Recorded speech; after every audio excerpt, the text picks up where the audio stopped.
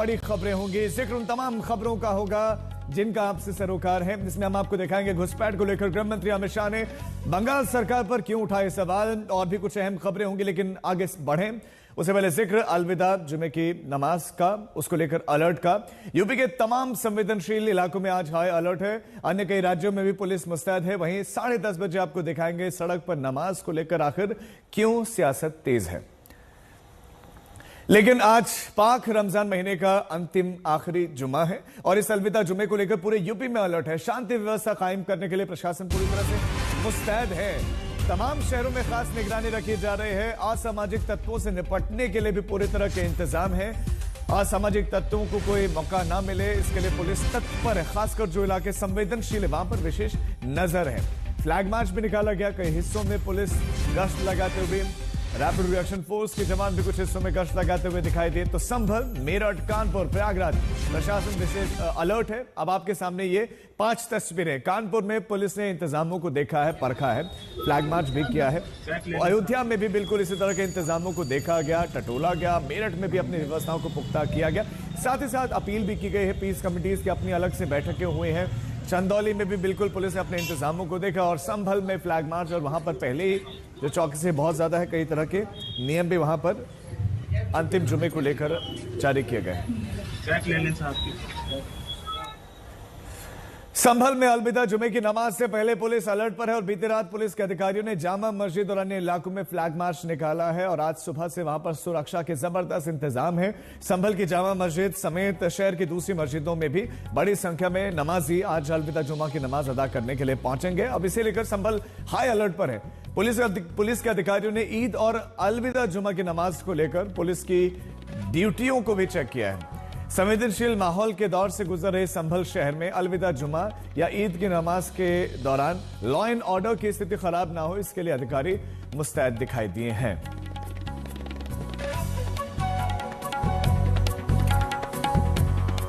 इधर संभल के डीएम ने साफ साफ कह दिया कि नमाज के लिए स्थान मस्जिदें हैं, उसके इतर कुछ और नहीं होने दिया जाएगा। और उनसे बातचीत की आज तक संवाददाता अनूप कुमार ने। जुम्मे की नमाज को कहती है। हर बार की भांति हमने शांति समिति की बैठकें ग्राम मोहल्ला स्तर से लेकर के जनपद स्तर तक की है। 3-4 दिन पहले मैंने और कप्तान साहब ने बैठक की थी और कल हमारे एडिशनल एसपी साहब ने, सीओ साहब ने और एसडीएम साहब ने बैठक की है और सभी लोगों ने सहमति और सहयोग देने का वादा किया है कि कार्यक्रम में पूर्ण रूप से हमारा सहयोग रहेगा और भांति ये जो नमाज ये भी कुशलतापूर्वक संपन्न होगी। जिस तरह देखा गया है सर, 24 नवंबर को जो हिंसा हुई है उसके बाद में संभल और राजनीति दोनों गरमाए हुए हैं। तो जुम्मे की नमाज और उधर अभी नवरात्रि भी चालू होने वाले हैं। ये पूरा महीना त्योहारों का महीना था। मैं महीना भी नहीं कहूँगा, पूरा 1.5 महीना, क्योंकि इसके बाद 6 अप्रैल को रामनवमी है और 14 अप्रैल को अंबेडकर जयंती है। तो हमारी पूरी 1.5 महीने की तैयारियां हैं। हमने धारा 163 भी लगाई है, जिसे पहले धारा 144 कहते थे। जो लोग शांति भंग कर सकते थे उनको हमने पाबंद किया है और उसके साथ साथ में लगातार हमारी सबसे संवाद हो रहा है, वार्ता हो रहा है। और सबसे बड़ी बात, चाहे कोई कुछ भी कहे, लेकिन जो संभल वासी हैं वो शांति चाहते हैं।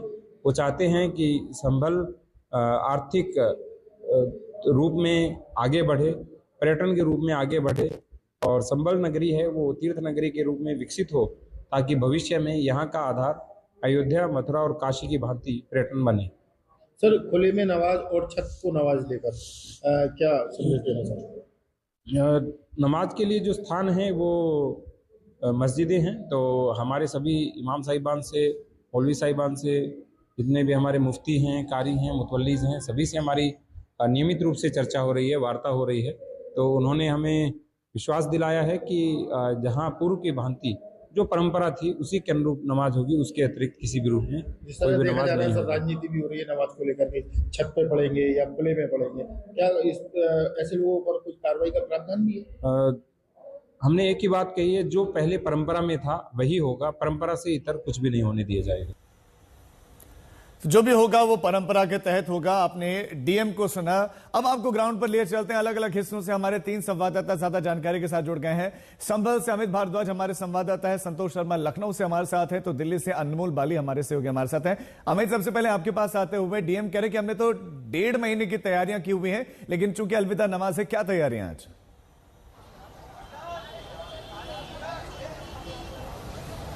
से भी संभल में जब से नवंबर के आखिरी हफ्ते में हिंसा हुई थी, तब से ही यहाँ पे सिक्योरिटी डिप्लॉयमेंट बहुत हेवी रही है।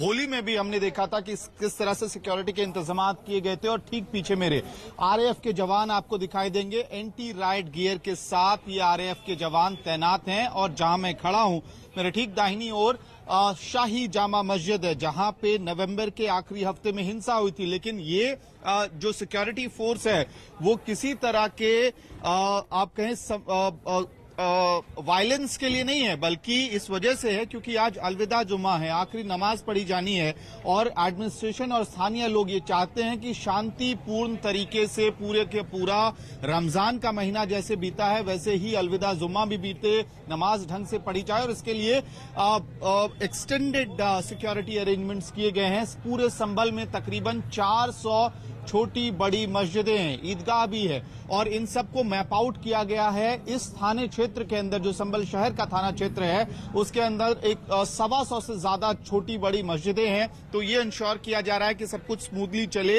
और इसके लिए तकरीबन 16 मैजिस्ट्रेट्स की ड्यूटी भी लगाई गई है, और जो हायर ऑफिशियल्स हैं वो भी नजर रख रहे हैं। तो ड्रोन, सीसीटीवी कैमरा, इन सब का तो इस्तेमाल होगा, लेकिन जो कम्युनिटी लीडर्स हैं उनको भी साथ रखा गया है ताकि सब कुछ शांतिपूर्वक निकल जाए। राजीव। अमित, लौटते हैं आपके पास, हमारे सभी संवाददाता हमारे साथ बने, उनका भी रुख करेंगे, लेकिन संभल में अलर्ट है। इस बीच में समाजवादी पार्टी ने एक मांग की है, अलविदा जुमा या ईद की नमाज के दौरान नमाजियों के ऊपर हेलीकॉप्टर से फूलों की बारिश की जाए, पुष्प वर्षा की जाए, और उन्होंने महाकुंभ और कांवड़ियों पर भी हेलीकॉप्टर से फूलों की बारिश का हवाला दिया है। जिलाधिकारी मिली थी, अभी उनको दिया है मैंने मांग पत्र अपना, कि हमारे देश में जो ईद का खास तौर से त्यौहार है, ईद हो, होली हो या दिवाली हो, ये बड़े मुख्य त्यौहार हैं हमारे, और बड़े भाईचारे के त्यौहार हैं दोनों। तो ऐसे पर्वों पे, और ख़ास तौर से आपने देखा होगा कि कांवड़ यात्रा हो या और भी आयोजन हुए, तो उसमें पुष्प वर्षा होती आई है। एक बड़ा अच्छा मैसेज जाता है। एक आदमी जो मीलों चलने के बाद में जल लेके आ रहा है, एक आदमी 30 दिन के रोज़े रख के इस मुल्क की हमारे तरक्की के लिए, खुशहाली के लिए दुआ करके 30 दिन के रोज़े रख के और ईदगाह पे जाता है, जुमा अलविदा, रमज़ान विदा हो रहा है होते हैं, अलविदा जुमा कहते हैं, उसके लिए जा रहे होता है, तो उसके ऊपर अगर 2 फूल प्यार के ऊपर से गिर जाएंगे तो वो भी अपने आप में महसूस करेगा कि सबका साथ और सबका विकास है। तो संभल में प्रशासन ने कह दिया कि नमाजी छतों पर और सड़क पर नमाज ना पढ़े, और इसे लेकर सियासत भी तेज है। एक तरह से पूजा मानो भाई, हम लोग पूजा उसको कहते हैं, ये अलविदा का नमाज है। तो जहाँ पर नमाज होता रहा है, जहाँ पर परंपरा रही हो जिस स्थान पे, तो अगर उस पर नमाज हो रहा है और उसको रोका जा रहा है तो ये वायलेशन है। इसका मुस्लिम बंधु विरोध नहीं कर रहे होंगे। अब तो शायद ही बहुत कम स्थान है जहाँ पर खुले में कर रहे हों। लोग ईदगाह के अंदर या मस्जिदों में ही पढ़ रहे हैं, और स्वतः से धर्म गुरुओं ने आह्वान भी किया है। अब इसमें पॉलिटिकल पार्टी को काहे को कष्ट होने लगा। अगर मुस्लिम अपने घर में पढ़ता है, अपने मस्जिद में पढ़ता है, अपने ईदगाह में पढ़ता है, तो बहुत अच्छी चीज है भाई, उसको बधाई दो। आपको पेट में दर्द काहे को। संभल में तो कांग्रेस सांसद इमरान मसूद ने सवाल उठाते हुए कहा कि संभल को इन्होंने टारगेट कर लिया है। देखिए, संभल के अंदर तो बिल्कुल संभल को इन्होंने एक टारगेट कर लिया है। संभल के लोगों में कोई बैर नहीं है, कोई वैमनस्य नहीं है, ना संभल में कोई झगड़ा है, लेकिन ये संभल को तो एक टारगेट करने की कोशिश की जा रही है। मुझे नहीं समझ में आता, नमाज और नवरात्र एक साथ क्यों नहीं हो सकते? क्यों नहीं हो सकते भाई? पहले नहीं हुए क्या? सदियों से हो रहे हैं, कोई आज पहली बार हो रहा है? ये तो ऐसे कर रहे हैं जैसे होली पहली बार आ रही, नवरात्रे पहली बार आ रहा है, ईद पहली बार आ रही। ऐसा नहीं है। ये नफरत कहीं ना कहीं अपनी सत्ता बचाने की नफरत है, इसके अलावा मुझे कुछ नहीं नजर आता। तो यूपी के अलग अलग शहरों में इस समय हाई अलर्ट है, तमाम जगहों पर चौकसी बरती जा रही है। लखनऊ में भी अलविदा की नमाज